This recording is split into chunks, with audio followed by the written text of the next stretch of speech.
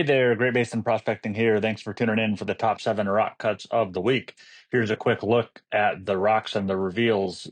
We've got some really cool ones this week, so make sure you stick around until the end. Welcome back to all the current subscribers. I really appreciate it, and welcome if you're new to the channel. I hope that you enjoyed this video. All of the rocks were found by me, except for the 2 from Michigan, which are from a subscriber. Thank you there. Let's go ahead and get to it. Okay, first up, we've got a really big Nevada agate that I found, or at least I thought it was probably an agate because it comes from a spot where I've found some in the past. It looks at least like there is some crystal happening and there's some iron staining going on at the top. Let's go ahead and take a look at the inside, and that is really pretty. Wow. So the iron staining does carry throughout, which is giving it the red and the gold appearance, but we also see within that we have some nice little pieces of agate that are spread throughout and some blue and white coloration that's going on. Zooming in on a little that banding towards the upper right hand portion, kind of interesting. It looked circular there, almost like inclusions, but not totally sure. Looks like there might be inclusions in this part of the rock as well, but really pretty with the different variations of shapes and colors in this one. All right, next up is one of our guest rocks from Lake Michigan.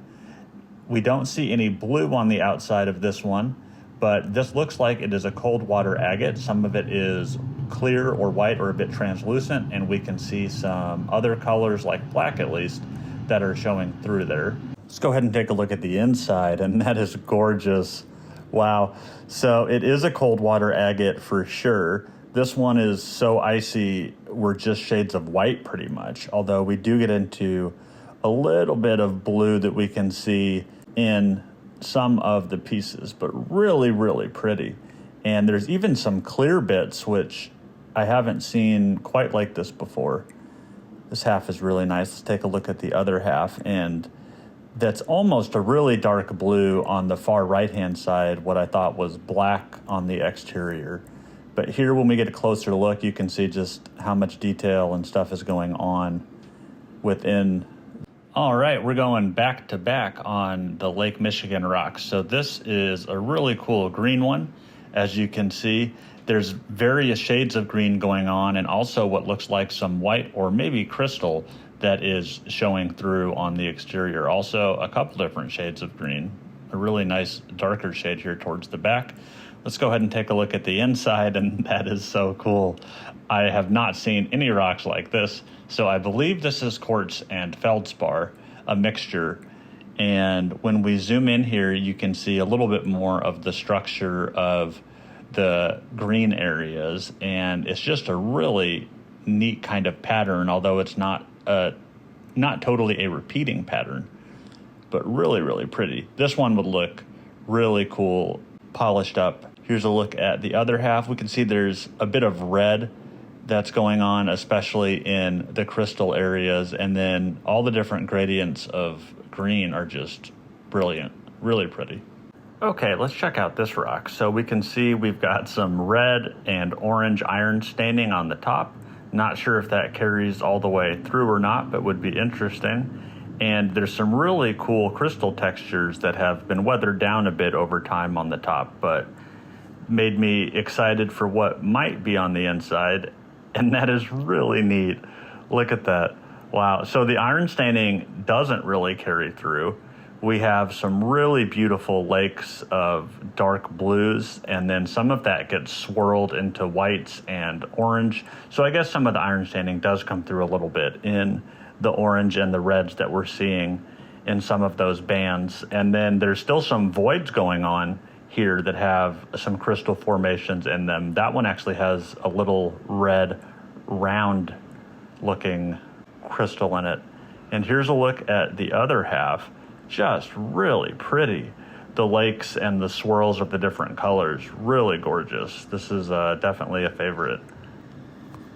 Okay, next up we've got this rock. So this one was really cool from the outside, as you can see. It's a nice brownish amber orange kind of color, and the shape is kind of cool. It looks almost like a spearhead or something like that, although it's not.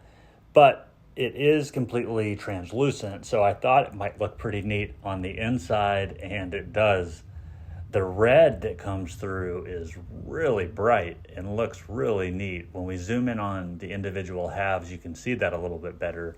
And then there's a little bit of banding going on around what looks like the start of an eye at the bottom of the rock there.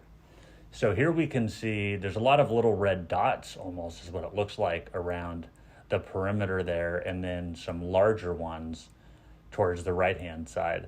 And then we can see in the clearish white part, there are lots of little inclusions going on. So not totally sure what those are, but really interesting looking.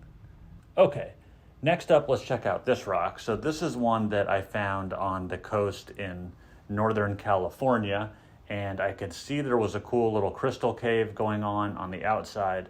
So I was hopeful that some of that might carry through to an interesting interior. So let's go ahead and take a look, and that is pretty cool. So we have some fortification banding that we can see around some of those little crystal caves, and the one we could see from the outside actually does carry through to the interior. And then we have some dark blue material, or maybe black inclusions in some of the other areas of the rock. Really interesting. But here we can see the crystal caves and a little bit of that fortification banding, which is really pretty. Here's a look at the other half, and we can see the kind of color streak running through it.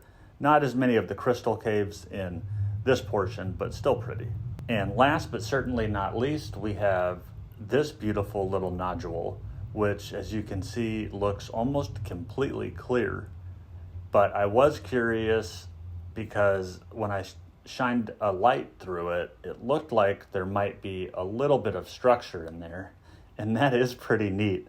So there is some very faint banding, and if you can't see it, you might need to turn the brightness up on your phone or your TV or your monitor, but there's some really interesting banding and structure that's going on the interior of this rock. You can see as we zoom in here a little bit, and it's a little bit different on both sides. This side you can kind of see, it almost looks like the pattern is falling down. There's a little bit of depth to it, which is kind of hard to see on here, but this one was a little bit more interesting on the inside than I thought it would be for being totally clear. But that's it for this week. Thanks again so much for checking these rocks out. Make sure to let me know what your favorites are down in the comments, and give the video a like. Thank you again to all the current subscribers. If you made it this far and aren't subscribed, please subscribe to the channel to see more videos like this, and I will see you next week.